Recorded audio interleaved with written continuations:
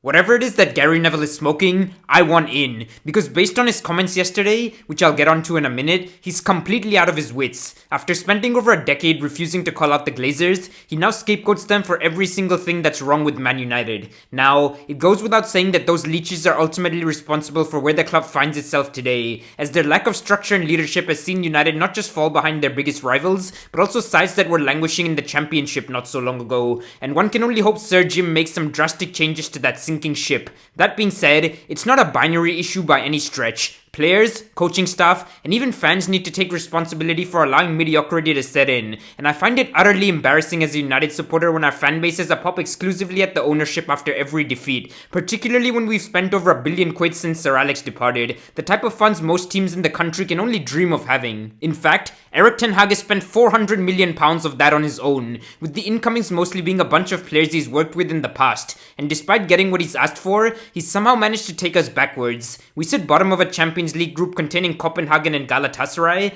out of the League Cup due to an embarrassing 3-0 defeat to Newcastle's reserve team, clinging on to 6th place for dear life in the Prem, and coming off the back of one of the most humiliating losses Old Trafford's ever seen versus Bournemouth. The worst part about all this is, shite results aside, is that there isn't a semblance of identity on the pitch, and if Ten Hag's unable to implement in 18 months what someone like an Ange Postecoglou has in 18 weeks, then the writing is well and truly on the wall, as there's absolutely nothing to cling on to. I mean, bloody hell, we've scored just 18 league goals this season. For reference, only Sheffield United, Burnley, Luton Town, Nottingham Forest, and Crystal Palace have bagged fewer, and they're in a relegation scrap. Obviously, if a competent sporting director was in place, then Ten Hag could have been stopped from going down the nepotism road when bringing players in. But equally, if my aunt had bollocks, then she'd be my uncle, so there's no point dealing in ifs, buts, and maybes. The fact of the matter is, blindly standing by the manager when facts are staring you in the face is ludicrous, and for Gary Neville to suggest that the idea of sacking him is an absolute nonsense simply isn't grounded in reality based on the dogshit we've been served up this campaign.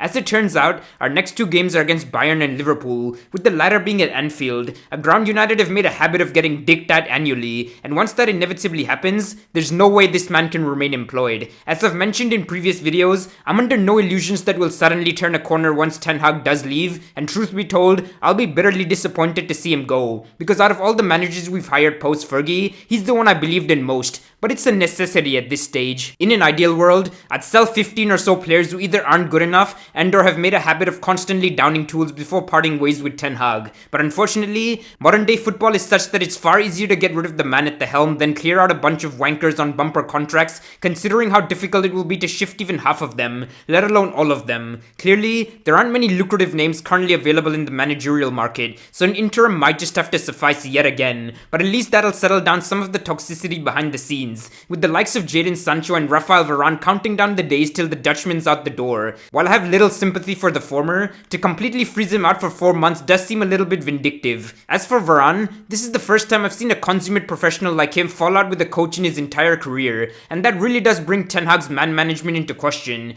Both of these fellas are influential characters with plenty of mates in the dressing room as well, which isn't helping the current situation whatsoever. Tactically speaking, I have no clue what Ten Hag's getting at right now, whether it be starting McTominay in midfield game after game even though, in spite of the goals he scored, he treats the ball like a hot potato and thus ensures we have no control of proceedings, not giving Bayondir a single opportunity while Onana throws the ball into his own net every fortnight, forcing Luke Shaw to operate at centre half instead of left back while one of the best in the business in that position watches on from the bench, and giving minutes to the likes of Martial, who should have been sold about 3 years ago. As Einstein famously said, insanity is doing the same thing over and over again and expecting a different result, and that's what we're witnessing right now. The argument regarding injuries is a poor one too. Yes, United have been missing a lot of key players, but so have most others up and down the country. That's the whole point of a squad, and to use that as an excuse when you have the resources of Manchester bloody United is absolutely pathetic. Barring Aaron Wan-Bissaka and Alejandro Garnacho, every single squad member has regressed under Ten Hag, so I can't for the life of me see any reason to keep the man. Do correct me if I'm wrong,